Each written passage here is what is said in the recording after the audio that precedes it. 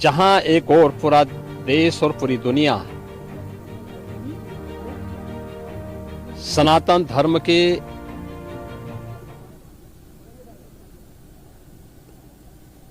इस सबसे बड़े आयोजन का साक्षी बनकर के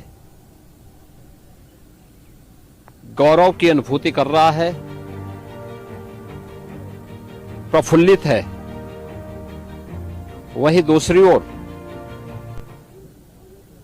सनातन धर्म के खिलाफ सपारी लेकर के षड्यंत्र करने वाले तत्वों के द्वारा लगातार शरारत पे शरारत करते हुए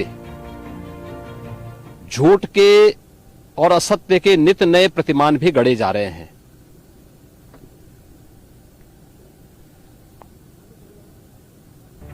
भारत के संसदीय लोकतंत्र की सबसे और सर्वोच्च संस्था देश की संसद में कांग्रेस अध्यक्ष से मल्लिकार्जुन खड़गे और समाजवादी पार्टी के अध्यक्ष श्री अखिलेश यादव का वक्तव्य इस ओर सबका ध्यान आकर्षित करता है। ये दोनों वक्तव्य न केवल इनके सनातन धर्म विरोधी चरित्र को उजागर कराता है, बल्कि इनकी उस गिद्ध दृष्टि की ओर भी सबका ध्यान आकर्षित करता है जो लगातार इस महाकुंभ के खिलाफ पहले दिन से दुष्प्रचार कर रहे हैं। इनका यह बयान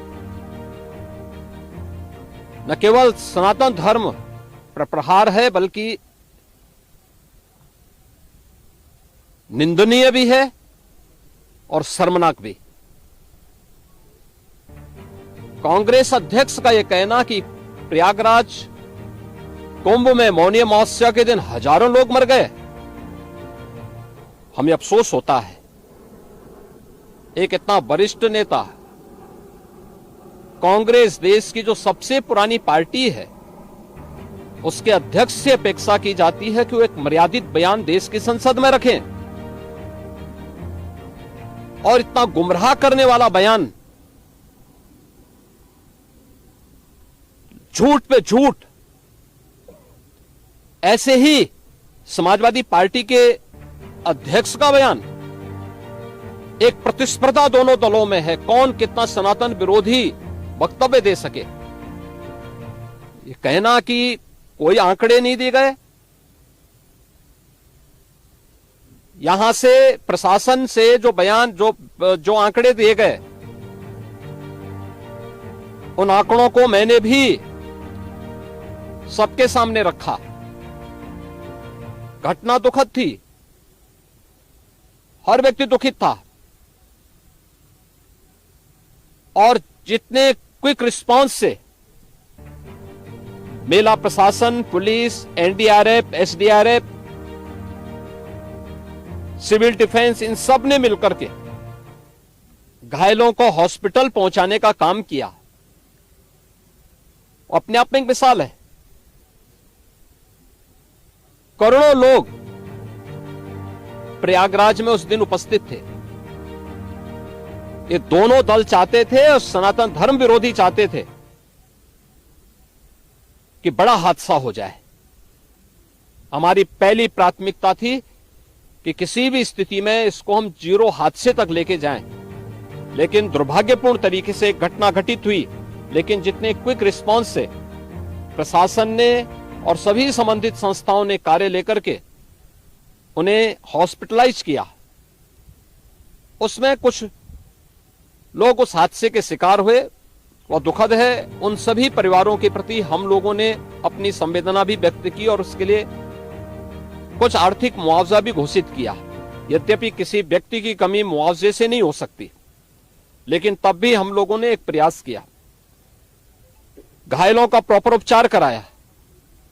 वे सभी घायल आज भी कुछ प्रयागराज मेडिकल कॉलेज में हैं, बाकी अपने परिवार के सदस्यों के साथ चले गए हैं। मैंने भी, मेरे साथ मेरे मंत्रियों ने भी, प्रशासन ने भी, प्रदेश के मुख्य सचिव ने भी, प्रदेश के डीजीपी ने भी उन सभी लोगों से मुलाकात की थी।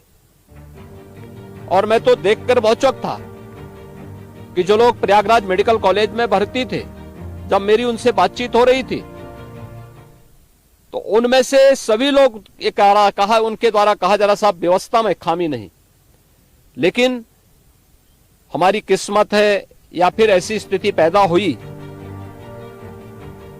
और उनके सभी पहलुओं को लेकर के सरकार भी जांच करा रही है और उसके लिए एक न्यायिक कमीशन भी हमने तत्काल गठित किया। लेकिन हमारी पहली प्राथमिकता थी कि जो ये लगभग 8 से 9 करोड़ लोग प्रयागराज में उपस्थित हैं, इन्हें सुरक्षित उनके घरों के लिए वापस भेजना।